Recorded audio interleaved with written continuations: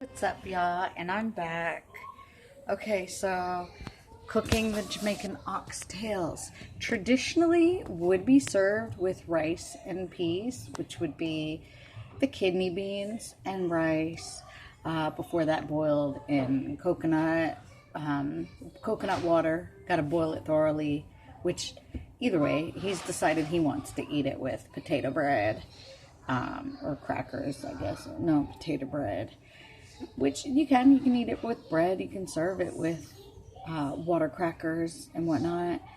Traditionally would be, rice and peas and some cabbage on the side. I can show y'all how to make all that, I guess, on a different video with a different meal, perhaps curry goat or something, different.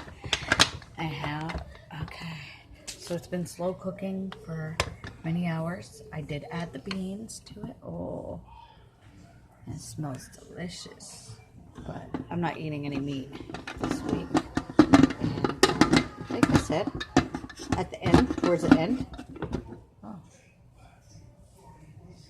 feel like could even cook a little longer. I had to add more water because the pot dried out, and didn't want to burn the oxtail. So either way, yeah, had to make some little adjustments, changes. So until next time, stay blessed, y'all.